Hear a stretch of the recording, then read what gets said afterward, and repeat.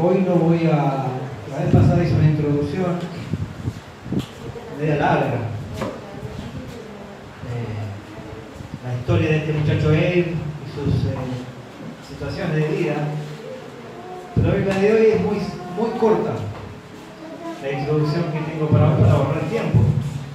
Y todos ustedes la tienen ahí en el grupo de la iglesia.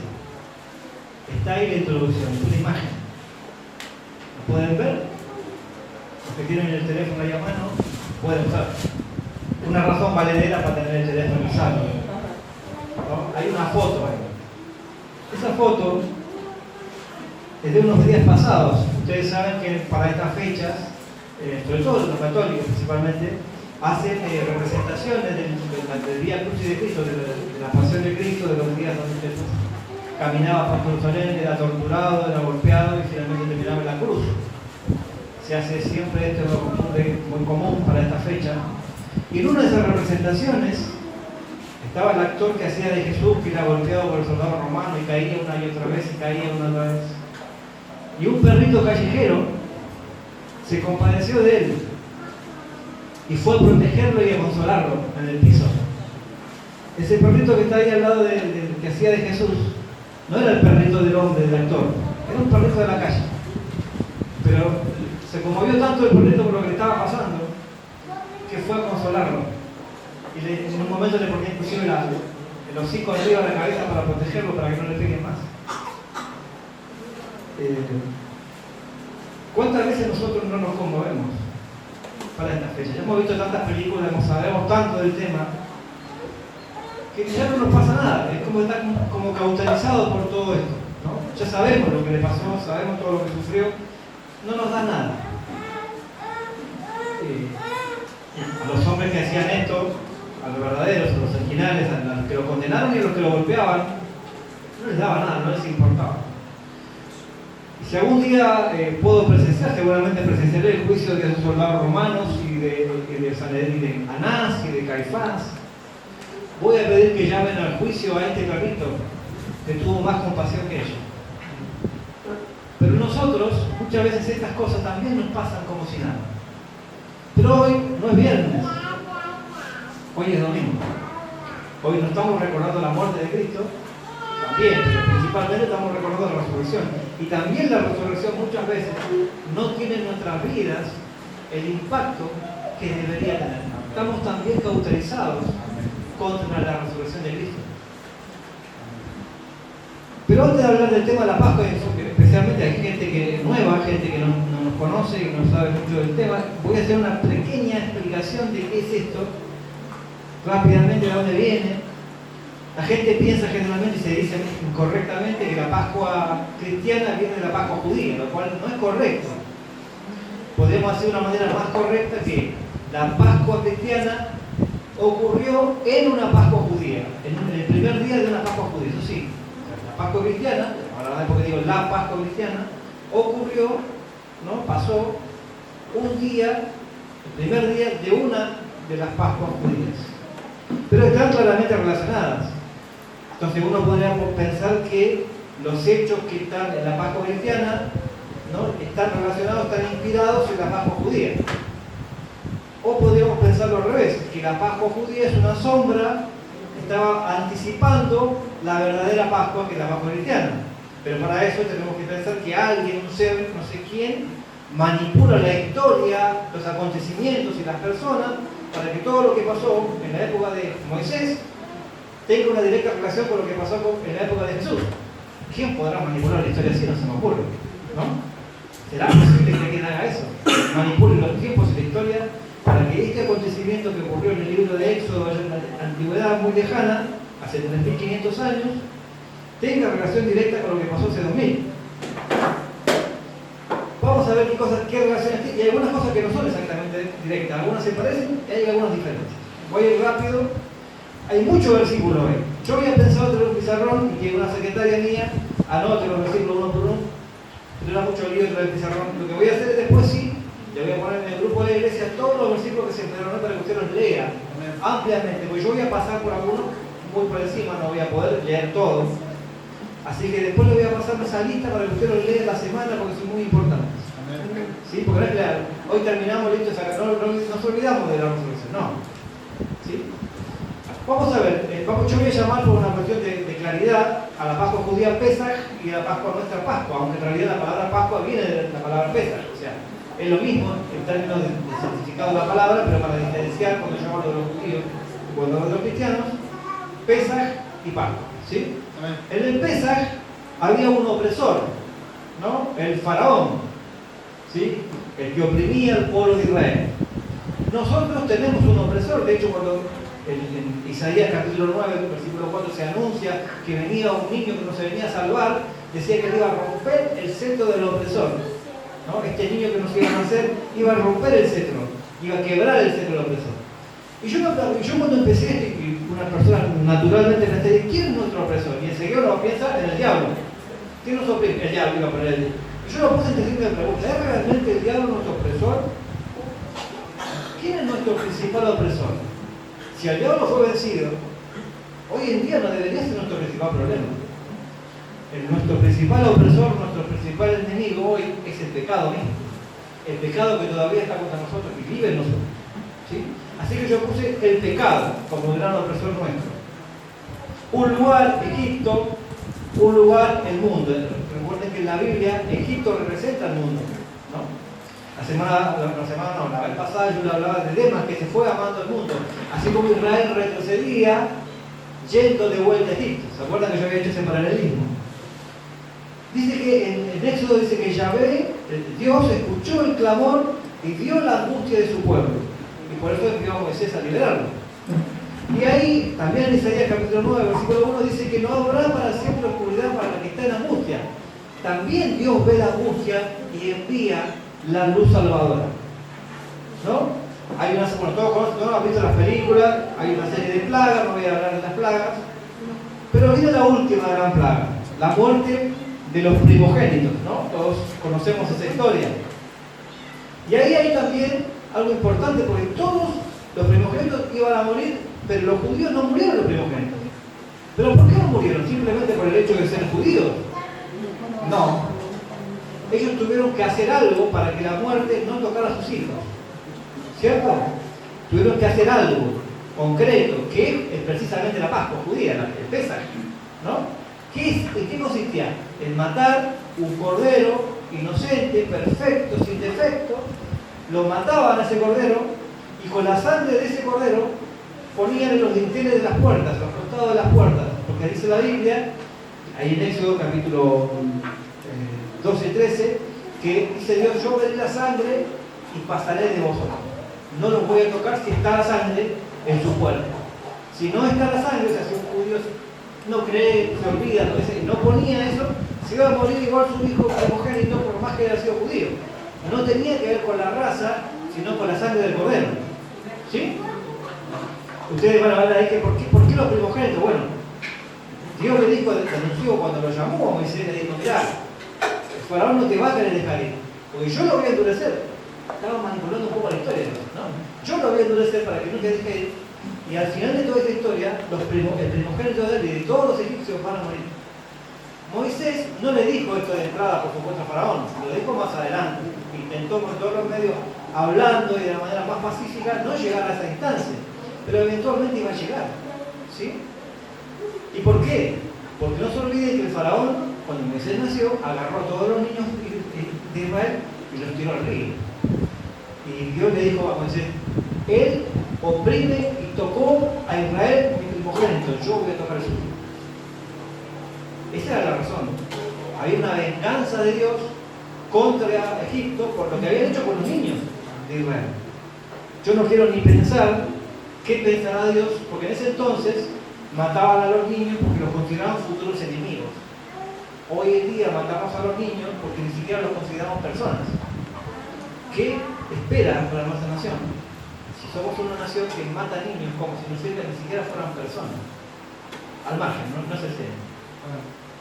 Pero voy a leer un pasaje, ya le mencioné Isaías 9, no lo leí, pero ahí en Hebreos capítulo 2, versículo 14, dice lo siguiente. Hebreos 2:14 y siguientes. Dice, así que, por cuanto los hijos participaron de carne y sangre, él también participó de lo mismo para destruir por medio de la muerte al que tenía el imperio de la muerte, esto es, al diablo, y librar a todos los que por el temor a la muerte estaban durante toda la vida sujetos a servidumbre. Porque ciertamente no socorrió a los ángeles, sino que socorrió a la descendencia de Abraham, por lo cual debía ser en todo semejante a sus hermanos, para venir a ser misericordioso y fiel sumo sacerdote en lo que a Dios se refiere, para expiar los pecados del pueblo, pues en cuanto él mismo padeció siendo tentado, es poderoso para socorrer a los que son tentados. Aquí vemos a un Jesús que no solo, a través de su muerte no solamente derrota al diablo, sino también está dispuesto a ayudarnos en el pecado, a vencer el pecado. Los dos grandes, si había alguna duda que tiene el opresor, bueno, el pecado a través de la muerte de Cristo se vence. El diablo a través de la muerte de Cristo se vence y mucho más, ya vamos a ver. Porque dice que destruyó al que tenía el imperio de la muerte. Hasta antes de Jesús, el poder de la muerte estaba en manos del diablo. Él decidía quién moría y quién no. Él, hasta ese momento, era de verdad la muerte. Hasta la muerte de Cristo, el diablo era de verdad la muerte. Hoy en día la muerte ya es un Dios que no tiene un templo, tiene cucha como los perritos, veo que tiene una cuchita. Pero en ese entonces sí era poderoso. Y ahí en Apocalipsis capítulo 12, versículo 10, dice que su pueblo, el pueblo de Dios, ha vencido, ¿no?, por la sangre del Cordero y la palabra del testimonio. Dice que ellos han echado fuera, ha sido lanzado fuera el acusador de los hermanos, el que nos acusaba delante de Dios día y noche, ha sido lanzado afuera, porque le han vencido por la sangre del Cordero. O sea que esta sangre lo manda afuera, lo ha vencido por la sangre del Cordero. Y eso es lo que es el sentido del Pesaj. La palabra Pesaj quiere decir pasar por alto. O sea, venía la muerte, veía la sangre y pasaba de largo. Y si uno le pregunta a los judíos hoy por qué hacen la Pascua judía el Pesaj, la mayoría de la gente común le va a decir, no, porque Pesaj es pasar, es nuestro paso ¿no? Pasamos el mar, pasamos de la esclavitud a la libertad. Eso entienden ellos. Si uno le pregunta a un rabino, a un estudioso judío, sí que va a decir, no, pasar por alto porque pasó la muerte y no nos mató por la sangre del Cordero. Eso sí. La gente común ni siquiera entiende por qué comen la Pascua. Y ya vamos a ver que los judíos tampoco lo entienden, ni siquiera los sabios. Ya vamos a ver más adelante. En cambio, 1 Corintios 5:7 dice que nuestra Pascua, que es Cristo, ya ha sido sacrificada. O sea que para los cristianos, la Pascua no recuerda un hecho acontecido en un momento de la historia, sino que nuestra Pascua es directamente Cristo, porque es el Cordero que fue sacrificado para nuestra liberación del poder del diablo, del poder de la muerte, de la angustia, del pecado. ¿Sí? De eso se trata este asunto. De la victoria de Cristo sobre la muerte, sobre el diablo, sobre el sufrimiento y sobre el pecado. ¿Sí? Y hablando, yo hablaba de venganza, había puesto un pasaje acá, no lo voy a leer, famoso, antes estaba acá escrito, pero borrarlo, decía que Dios lo ha enviado, ¿no? Él me ha enviado a liberar a los cautivos, a dar vista a los ciegos, ¿no? Etcétera, etcétera, a libertar a los cautivos, a abertura de la cárcel a los presos y a predicar el año agradable del Señor. Si ustedes leen el pasaje en Lucas, llega hasta ahí. Jesús dice, yo vine a esto y hoy se cumplió esto delante de ustedes, porque yo soy el que estaba anunciado. Pero si ustedes leen Isaías, donde está el pasaje original, y dice, y el año de la venganza del Señor. O sea, Dios también tiene una venganza establecida contra el pecado. Nada más que Cristo vino a detenerlo. Por eso que Cristo no mencionó esa parte del pasaje. Porque dice, yo vengo a recibir esa venganza. No es para ustedes, por eso no se la relate. Pero yo sé que viene la venganza de Dios contra el pecado, pero yo estoy dispuesto a absorberlo todo. ¿Sí? Después, bueno, si uno ve, hay más paralelismo con la Pascua judía, ¿no? Después apareció una columna de fuego que nos protegía del faraón. Todos vieron la película que apareció esa columna y el faraón se podía acercar. Bueno, la Shekinah, que dice la Biblia. Si ustedes van al Nuevo Testamento, van a ver que la palabra que se traduce en hebreo por Shekinah es la palabra Skenem, que está en Juan 1:14, que dice, él vimos su gloria y habitó entre nosotros. O sea que cuando la gloria, la presencia, la Shekinah de Dios es Jesús mismo. ¿Sí? Por eso dice el ángel de Jehová. ¿Sí? Después el mar se abrió, en el Nuevo Testamento el velo se abrió. Después fueron a un desierto en total dependencia de Dios, porque no tenían ni agua, dependían de Dios para todo, para comer, para tomar agua, para la sombra, para la ropa, para todo. Y llegaron al Sinaí. Pero en el Sinaí, ellos no se atrevieron ni a acercarse. De lejos y a través de Moisés, que no nos habla a nosotros. Estaban ahí, estaban en la presencia de Dios, veían los truenos, veían el fuego, veían los rayos, pero no querían estar cerca. En cambio nosotros, si bien también vivimos en una vida de dependencia de Dios, ¿no? Dependemos para todo, la diferencia es que nosotros tenemos un acceso directo a la presencia de Dios a través de lo que Cristo ha hecho, en una fecha como esta. ¿Sí? Y finalmente, el final de la historia de Éxodo es triste, lo veíamos la vez pasada, no entraron al reposo. Llegaron a las puertas de la tierra prometida y se volvieron atrás. No se atrevieron a conquistar la tierra y por su falta de fe, porque no creyeron, Dios no les permitió llegar al reposo. En cambio, nosotros, espero que tengamos la fe para así llegar, porque dice la palabra, el que cree en mí, aunque esté muerto, vivirá. Juan 11:25. El que cree en mí. O sea que el secreto de todo esto siempre ha sido la fe. Tanto en el Antiguo como en el Nuevo Testamento, la fe es el secreto de esto. ¿Creo en esto o no creo? ¿Creo que Dios me va a dar eso o no creo? No creyeron y volvieron atrás. Volvieron al desierto. O sí creo en Jesús, entonces yo, no importa si me muero, yo voy a vivir. Porque si Él vive, yo también vivo. Ahora, ¿vive? Vamos a ver. Los judíos quedaron atrapados en la fecha y en la tradición. El famoso 15 de Nisan. Entonces no coincide la Pascua judía en los calendarios con la Pascua nuestra. Porque ellos se apegan a la fecha exacta, no importa si cae el día que caiga. En cambio nosotros celebramos la Pascua el primer domingo después de luna llena, luego de la llegada de la primavera en el hemisferio norte o el otoño en el hemisferio sur. O sea, nuestra forma de calcular la Pascua se basa en el primer domingo después de la luna llena, luego de la llegada del otoño en nuestro caso. Siempre va a caer para un día viernes y un domingo, ¿sí? En cambio en ellos. Esa es la diferencia en cuanto a la fecha. Ellos siguen sin ver. Dicen, nadie, lo he escuchado a varios judíos, ¿por qué los judíos no creen en Jesús?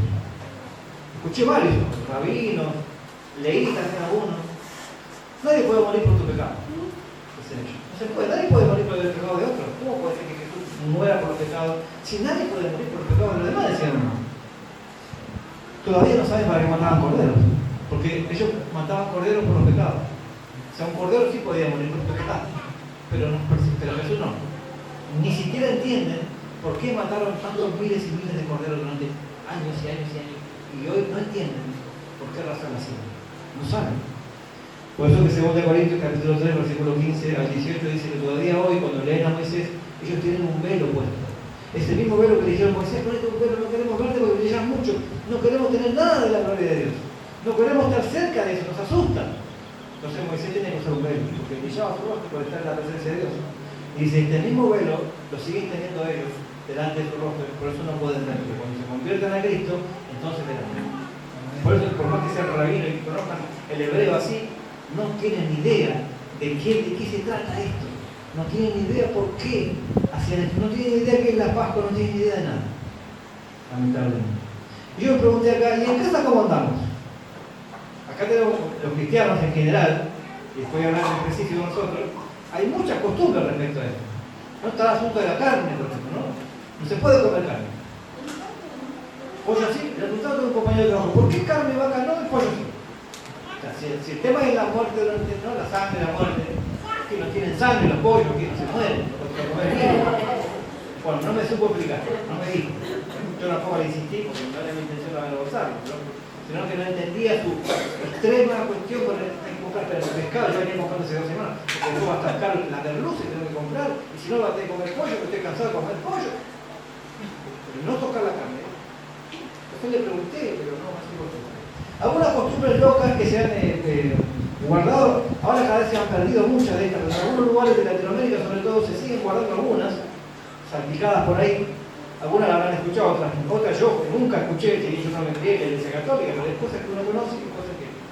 Costumbres que se han practicado en la Pascua cristiana. No comer carne, bueno, esta la conocemos. No carne de la otra, no voy a hacer más comentarios porque hay niños menores de edad, no se imaginan. ¿No? No alcohol, no baile, no palabrotas, no planchar, no coser, no saltar, no barrer. Esto decían en algunos lugares de Colombia, que no había que saltar ni barrer porque vos estabas golpeando el rostro de Cristo y barriendo en la cara de Cristo. no usar clavos, no juegos de azar, no bañarse. Hay gente que vive en la Pascua eterna. No llevar nada rojo. Malena, papel. No llevar nada rojo. A ver qué otra cosa tengo acá. No subirse a los árboles porque se transformarán en monos. No hay broma. Pero los padres no podían retar a sus hijos si subieran a los árboles porque tampoco puedes enojar. Hay que dejarlo que se convierta en mono. Ni se te ocurra nacer el Viernes Santo. Si estás embarazada, te aguantás hasta el sábado. ¿Por qué? Porque si vos nacías el Viernes Santo, te hacías maldito o te convertías en el anticristo. Una de dos. ¿Sí?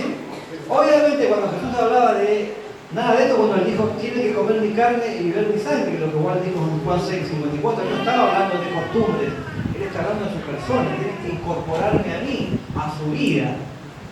Eso es lo que hacemos cuando nosotros hacemos estos símbolos. ¿Sí? Sin embargo, todas estas costumbres se han guardado en muchos lugares, todavía algunas existen en algunos lugares, sobre todo rurales, ¿no? Y uno dice, qué ridículo, ¿cómo pueden vivir así? ¿No? Y nosotros, he escuchado en estos días varios pastores decir, es un día como cualquier otro. ¿No? Todas las semanas son santas, dijo un pastor. ¿Cómo? Me pregunto yo. Trataré de demostrar hoy que este fue el día más importante de la historia del universo. No de la historia de Israel, ni de la historia del cristianismo. Este es el día más importante, fue el día más importante en la historia del universo. Pero antes algunas cositas. Críticas al judaísmo. La pérdida de la misión universal. Se le había dicho, en ti serán malditas todas las familias de la tierra. ¿O no? Y le preguntaron el otro día a una persona que admiraba mucho a los judíos, le pregunta a un rabino, experto, ¿cómo ustedes cumplen eso? ¿Cómo se cumplen esas promesas dadas a Abraham? La explicación que Dios me dio tanta tristeza, este hombre, este rabino. Porque para ellos, la bendición es esta: que les vaya bien en la plata con la economía, tengan muchos hijos, que ellos se mueran antes que los hijos, y que puedan ser realizados en sus talentos, en sus dones, en sus profesiones, y que a todo el mundo le vaya bien, porque si a los vecinos no judíos les va bien, a los judíos también les va bien, así que no hay que maldecir a los judíos, lo cual es correcto, ¿no? No hay que maldecirlos, si usted no lo maldice, usted le va bien a usted y a todos nos va bien económicamente y todos vamos a ser profesionales y vamos a disfrutar una vida plena y nos vamos a morir en paz. Eso es todo. Así se cumple, en ti serán benditas todas las familias de la tierra, según un rabino. Qué pobreza, pensaba yo. Qué terrenal, qué material, ¿no? Qué pobre, qué limitado, qué material, ¿no? Es esta visión. Y críticas al catolicismo. Viven con un Cristo crucificado. Si ustedes lo ven, siempre está en la cruz, siempre está sufriendo, siempre está muerto. No hay un Cristo, no vive con una conciencia de un Cristo resucitado. Y esto uno lo puede ver en ciertas actitudes, ¿no?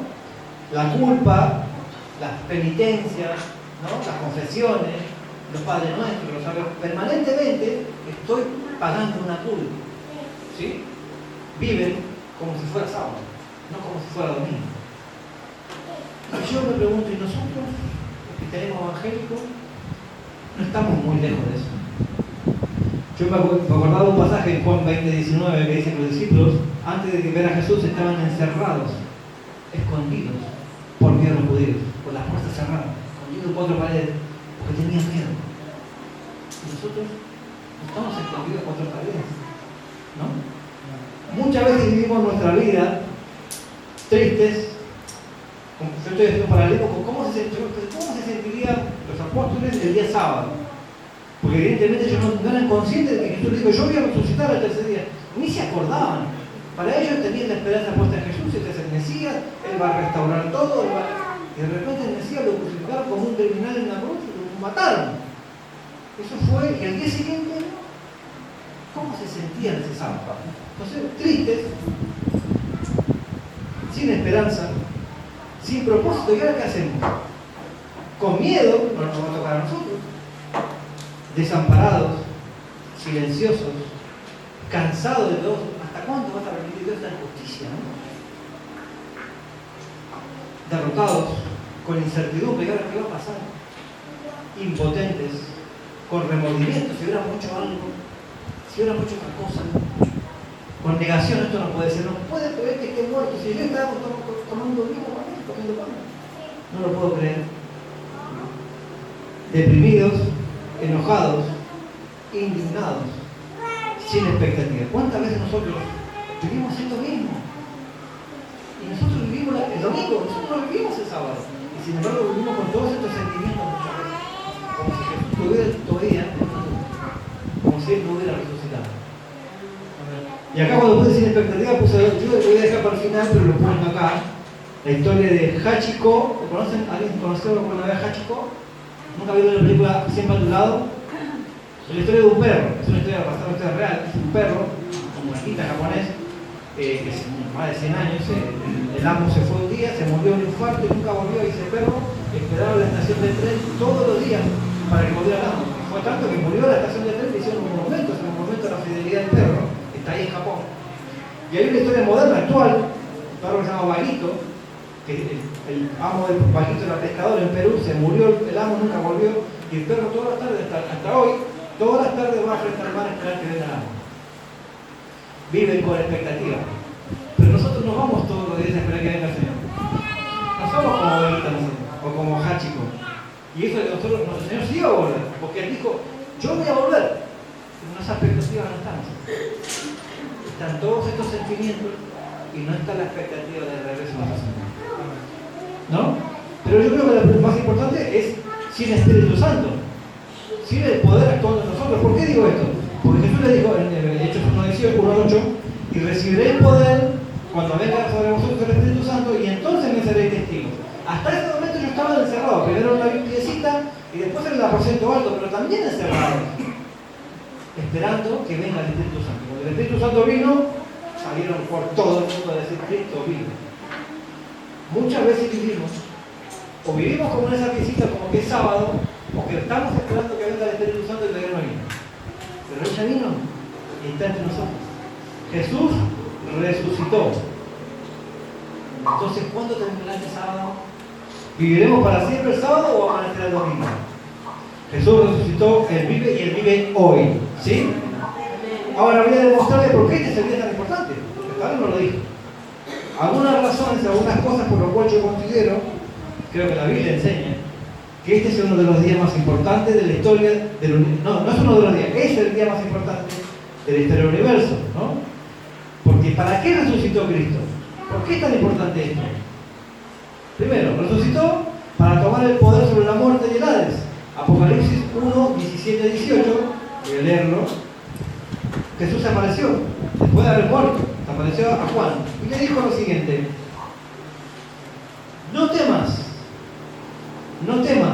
yo soy el primero y el último, el que vivo y estuve muerto, mas he aquí que vivo por los siglos de los siglos, amén, y tengo las llaves de la muerte y del Hades. Jesús se le apareció, le dijo, no temas, yo soy el primero y el último, el que vivo y estuve muerto. Ese he aquí, el griego en realidad significa mira, quiere decir literalmente, mira, estoy vivo por los siglos de los siglos, amén, y tengo acá las llaves de la muerte y del Hades. O sea, ¿sabes qué? Tu muerte ya no depende del diablo. La llave la tengo yo. Y el Hades es ese lugar donde todavía van los que están sin Cristo, no van al infierno. Van a un lugar de espera, que no es un lugar lindo, a esperar su juicio. Pero antes todos iban ahí. Los buenos, los que confiaban en Dios, también iban ahí. A un lugar de consuelo, pero también estaban encerrados en ese lugar. El Seol, que le llaman en el Antiguo Testamento, el Hades en el Nuevo Testamento. Y estaban ahí. O sea, la gente que moría, Abraham, Noé, Elías, que se fue en un carro de fuego, Moisés, David, todos los personajes, jamás habían visto a Dios. Nunca habían visto a Dios. Estaban ahí en ese lugar esperando. ¿Esperando qué? ¿No? El rescate. ¿Quién va a venir a rescatarnos? El Mesías. Hasta que Jesús murió, fue debajo con su llave, que se ganó y se lo llevó. Pues no que está en ridículo pensar, como algunos creen, que el día sábado el diablo y sus demonios festejaban, estaban de pachanga, lo matamos. Uno que el diablo conoce las profecías, pero así. Él se había puesto que estaba tan desesperado, bajante de la cruz, porque sabía que si Jesús moría en la cruz estaba perdido. Sabía, pero después la pasión de Cristo lo hace bien.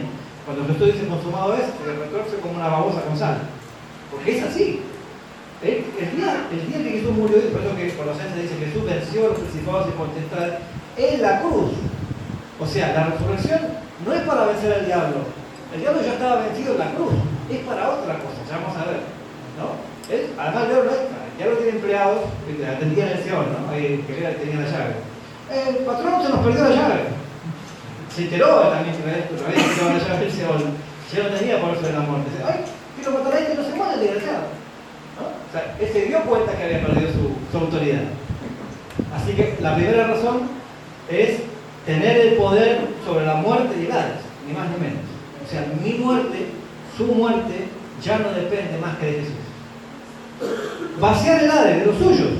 Hay muchos pasajes, Salmo 68, Efesios 4, 7 al 9, donde dice que subió a lo alto y llevó cautiva la cautividad. Dice, primero descendió a las partes más profundas y llevó a todos los que estaban cautivos, se los llevó a lo alto. Podemos ver en Mateo 27, 51 que muchos aparecieron, salieron de las tumbas, ¿no? Y aparecieron a muchos santos que habían muerto en la antigüedad, aparecieron ahí y la gente los vio, después se fueron. No es que se quedaron como en el regreso de los muertos vivos, no. Aparecieron y se fueron con Jesús. Todo que cuando Jesús se le aparece a María Magdalena, ellos no van a decir, no me toques porque todavía no llegué, no fue mi padre. Y él se los llevó a todos. Y se fue Moisés, se fue David, se fue Elías. Por fin fueron a ver al Padre. Nunca lo habían visto. Y Jesús les dijo, acá está. Te los traje, te los prometí, lo cumplí. Amén. ¿Sí? Así que Jesús vació ese lugar. Ahora solamente están los que están perdidos y esperan los juicios. En el otro lado no hay nadie. Por eso que en Oseas 13:14 Dios había prometido, oh muerte, yo seré tu muerte y yo Seol te destruiré. Dice Oseas, ¿no? Capítulo 13, versículo 14. Porque Dios fue la muerte de la muerte. Ya la muerte no tiene poder sobre nosotros. Usted me dice, si yo me voy a morir igual, sí. Pero la muerte es como cruzar un río. Es como cruzar el Jordán. Acá está el desierto, acá está la necesidad, acá está lo pobre, allá está lo verde. Es simplemente pasar, porque ya no dependemos de un maligno, sino que dependemos de Cristo para nuestra vida y para nuestra muerte. El que resucitó a Cristo, dice en Romanos 8:11, me resucitará aquí y ahora. Él tiene el mismo poder que resucitó a Jesús, vivificará nuestros cuerpos mortales. O sea, ¿cómo yo venzo al pecado? ¿Cómo venzo la carne? ¿Cómo venzo las tentaciones? Con el mismo poder que levantó la muerte a Jesús. Si Jesús no se levantaba de la muerte, yo no tenía ninguna posibilidad de vencer el pecado. Iba a ser un esclavo del pecado toda la vida. O sea que esto es cotidiano, es concreto. Si en la resurrección de Cristo no hay victoria sobre el pecado. Yo puedo vencer al pecado, es porque Cristo lo resucitó y mandó su Espíritu. Otra, mostrar la aprobación y la gloria del Padre, Romanos 6:4. O sea, ¿cómo sabemos? Ah, Jesús fue buenísimo. Nunca un maestro como él. Nadie enseñó las cosas que nadie hizo entender. Pero si se moría y no resucitaba, era más, uno más en la historia. Era uno más. Pero el Padre dijo, no, el sacrificio fue valedero. Y la prueba es que él resucitó. Si Jesús no se levantaba, no teníamos ninguna garantía de salvación. Si yo creo en él, yo sé que voy a resucitar porque él resucitó. ¿Sí? Porque yo vivo, vosotros también viviréis. Juan 14:19, o sea, si yo estoy vivo, ¿qué va a estar vivo? O sea, si Jesús estaba muerto, ¿no? Él es el primogénito de entre los muertos, dice Romanos 8:21, o sea que si hay un primogénito, estamos los demás.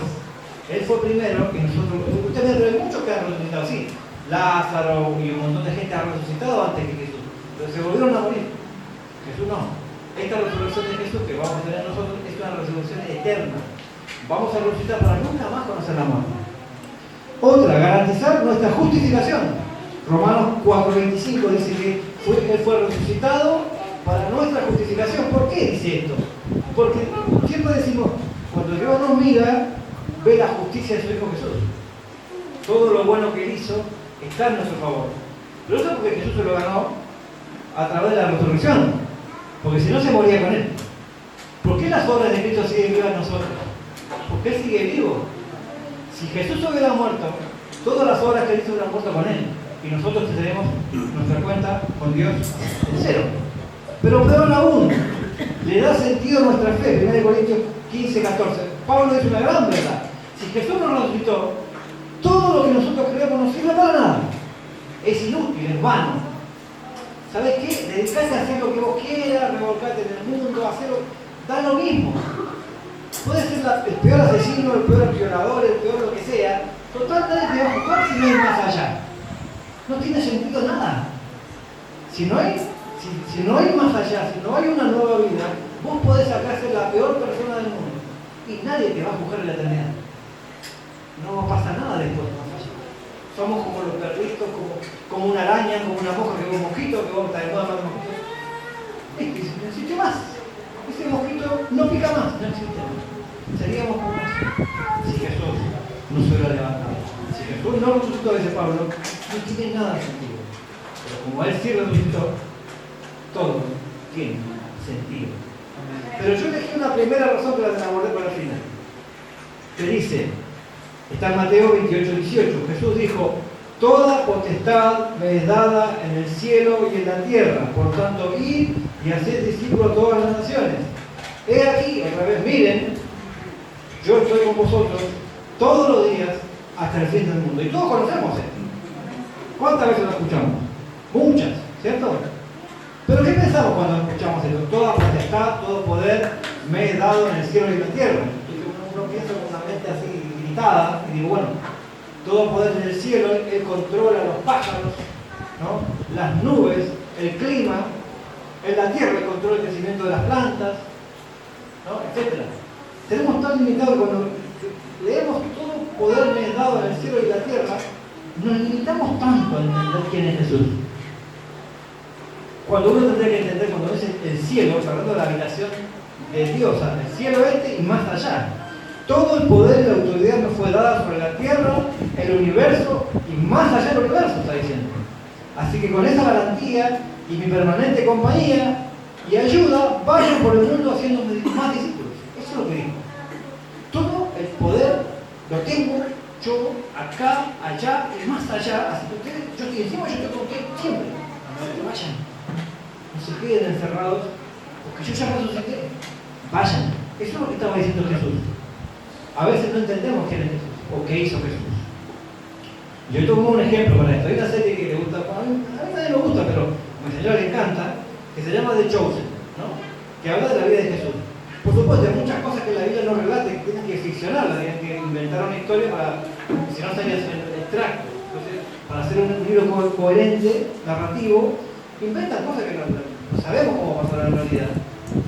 Y hay una escena que me llamó mucho la atención porque tenemos a Juan, el Juan de la serie, viendo a Jesús predicando sobre Génesis 1. Y él se daba cuenta en este momento, porque mostraba la escena con Jesús, y la escena después de que Jesús había resucitado, que él había empezado ya a tomar notas para escribir el Evangelio de Juan. Entonces, Juan relacionaba Génesis 1, en el principio creó Dios los cielos y la tierra, con Juan capítulo 1, en el principio era el verbo y el verbo era con Dios y el verbo era Dios. Y él se estaba dando cuenta, a través de ver a Jesús, que en verdad Él era el Hijo de Dios, que Él era Dios mismo, el creador del universo, y lo estaba tomando. Ese es el Juan de la serie. El Juan de la realidad no es ese. El Juan de la Biblia, si ustedes van ahí, por ejemplo, y Juan era el hombre que conocía acerca de Jesús, porque probablemente, es casi seguro, que el segundo discípulo que estaba con Andrés cuando estaba el discípulo de Juan el Bautista. Estaba Juan el Bautista bautizando y viene Jesús. Y había dos discípulos de él. Uno sabemos que era Andrés. Y el otro no dice el nombre, pero está relatado en Juan, y casi con toda seguridad dicen todos los analistas, era Juan, el segundo discípulo. O sea, Juan no Juan, ¿no? Y Juan el Bautista dice, he aquí el Cordero de Dios que quita el pecado del mundo. ¡Fua!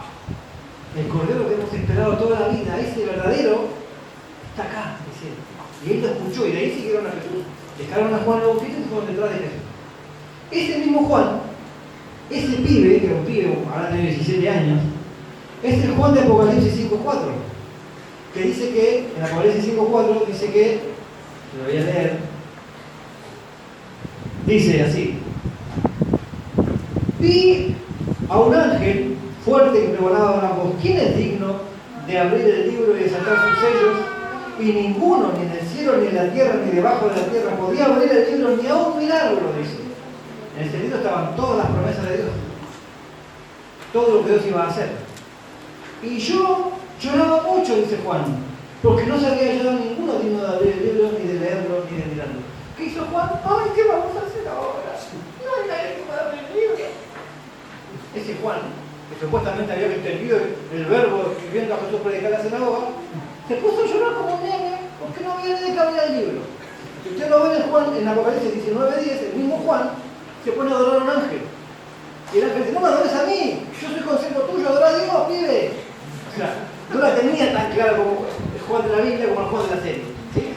Era un poquito más zombie. De hecho, muchos expertos, yo también creo, yo no soy experto, pero yo creo también que el libro del Evangelio de Juan se escribió después del Apocalipsis. Cuando él vio realmente quién es Jesús. ¡Ay! Este era Jesús, este era el Cordero, este era... ¡Ah! Entonces voy a escribir un Evangelio como la gente. Y ahí escribió Juan. No al revés. No que lo escribió de joven como en la serie, porque no entendía. Juan, que había estado con él 3 años y medio, no entendía quién era Jesús. Imagínense, muchas veces nos pasa a nosotros que no entendemos bien quién es Jesús y qué hizo un día como hoy. Ahí en Filipenses 2:5, yo estuve leyendo hoy un poco de esto, hay algo muy importante, lo voy a leer, porque no tiene el mismo poder que yo lo relate, que yo lo lea. Dice, haya pues en vosotros este sentir que hubo también en Cristo Jesús, el cual siendo en forma de Dios, no estimó el ser igual a Dios como cosa que aferrarse, sino que se despojó de sí mismo, tomando forma de siervo, hecho semejante a los hombres, y estando en condición de hombre, se humilló a sí mismo, haciéndose obediente hasta la muerte y muerte de cruz. Por lo cual Dios también lo exaltó hasta lo sumo y le dio un nombre que por sobre todo nombre, para que en el nombre de Jesús se doble toda rodilla, de los que están en los cielos y en la tierra y debajo de la tierra, y toda lengua confiese que Jesucristo es el Señor, para la gloria de Dios. Este es Jesús. Es un nombre que está sobre todo nombre. Ante Él se van a doblar todas las rodillas que existen. Todas. Los que creen, los que creemos, con gusto voy a doblar mis rodillas delante de Él en el día de su consagración. Los que no creen, también van a estar de rodillas delante de Él. Ah, pero es que yo no creo, porque yo soy ateo. A Dios no le importa nada que vos seas ateo. Vas a ir al juicio ante Dios igual. O sea, es como que le diga al juez, usted está condenado a ir preso por robo. Ah, pero que yo no creo en el juez. ¿Al juez le importa saber lo que le importa si vos crees en el juez o no crees en el juez? Va a salir a juicio igual y va a salir en cara lo mismo.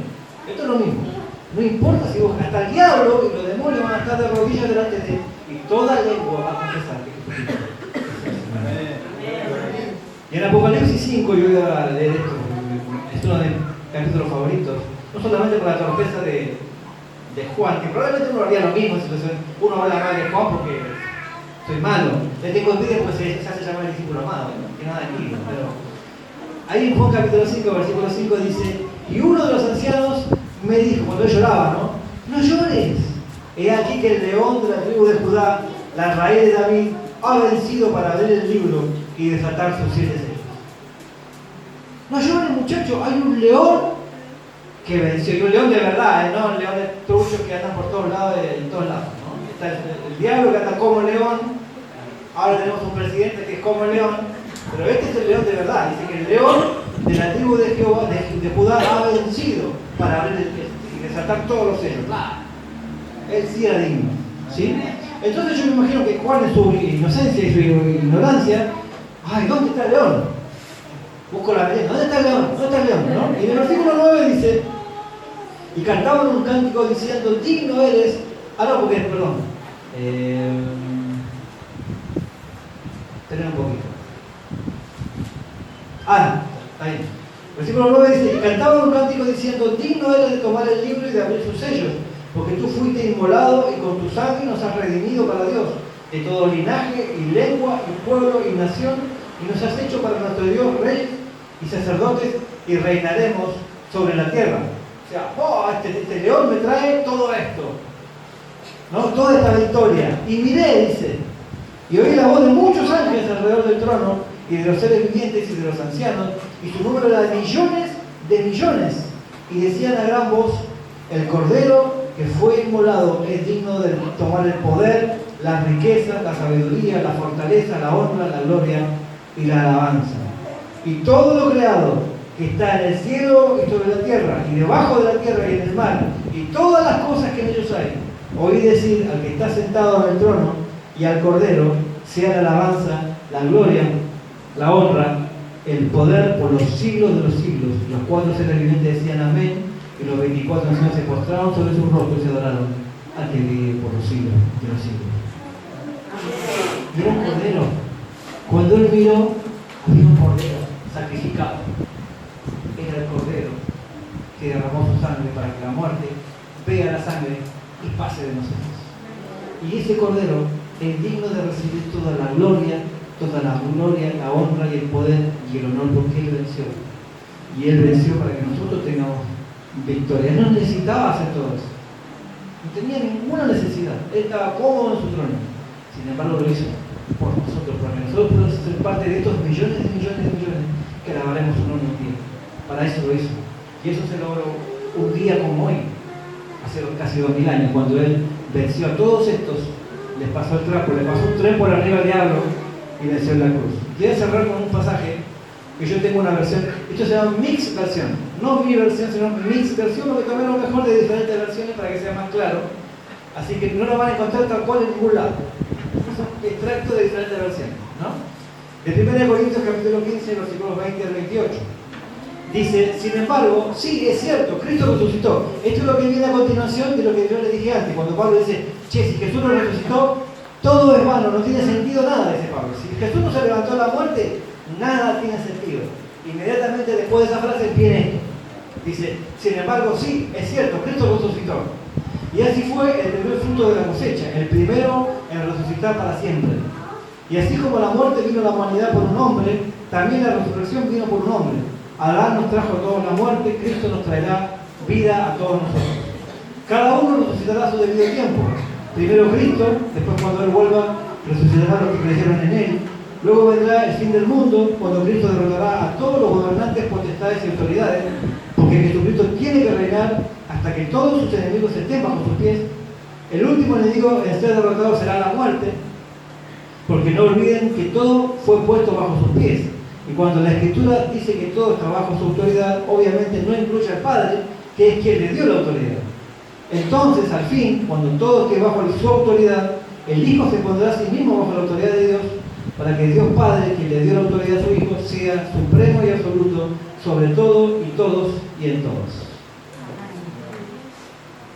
¿Quién tiene toda la autoridad hoy? Cristo Jesús, el que venció la muerte, ese Cordero. Toda potestad me es dada en el cielo y en la tierra. Por tanto, abran las puertas y vayan, porque yo estoy con ustedes todos los días hasta el fin del mundo. Señor,